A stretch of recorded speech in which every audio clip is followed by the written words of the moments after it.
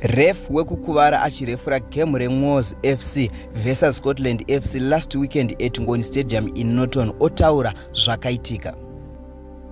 Kusangana kwatikuita zvakare pachannel ino, channel yeZim Witness TV yandinodzoka nemaupdates akasiyana-siyana. Uye ndinoti kana kari kekutanga kusvika pano, ndinokumbirawo kuti ungobaya button rekusubscribe, then turn on the notification bell kuitira kuti usarasikirwe neevery update yandinodzoka nayo pano nguva nenguva.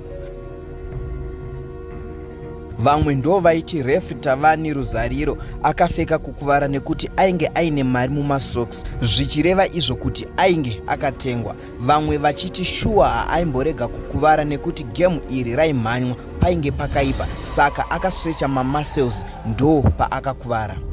Ese aya aiva mashoko emafans vaitaurawo maonero avo.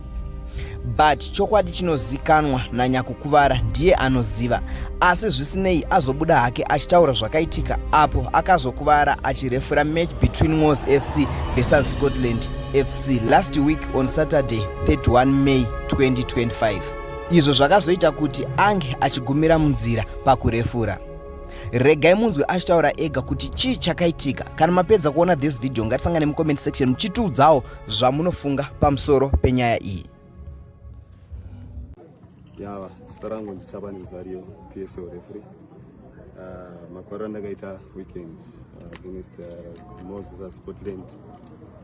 Ndatongo andispetawo throw in and andispetawo. So pandakamhanya ndakanotsika murasimo munoziva muground mune tumakomba tunotongona kuti muchimhanya tumotota tuoneke tudiki tongona ngonyuka. So ndo pandakanotsika kagomba ikako ndobva twista ankle yamuriona iyo yengo ishi. So pandakatwista ankle ndakatizama kutodeza mamedics ese kuti vave vazoassista. So mamedics vakapinda vakaona nature yeinjury yangu ndokuvazama kuti sei kuitwasana because ankle yangu yanga yatwista. So panguva idzodzo vakatondibvunza kuti can you continue, that no problem. Vakazama zvese kuita because medics ndovatenda zvisingambobvi. Vakazama kundispraya vakandisa macrep bandage avo.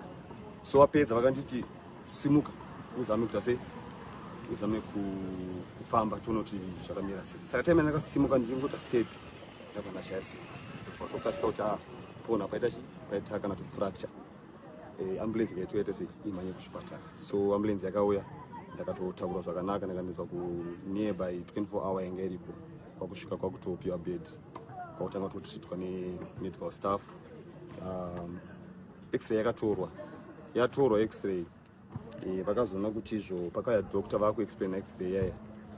X-ray yakabuda yaka zvakanaka ichinzi yangu yaita overstretch mamuscles paankle pakaita strain mamuscles aya. So vari kurecover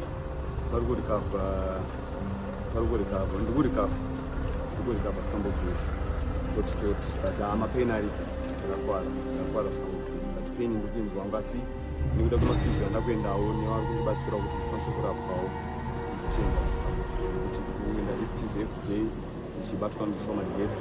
Saka yanga iri for first day up to now paneka bit of change. Saka fourth week I'll be there. So I think ndo zvakangoitika pagumba rangu. So you're out for 3 weeks? Out for 2 to 3 weeks, yeah. All right. So I will need to be very very careful nekudzoka kwanenchita. So andikutanga nekudzoka nditanga nelight training ndizoita sei zvikandoita full recover. Saka ndoma kupata ndakaita.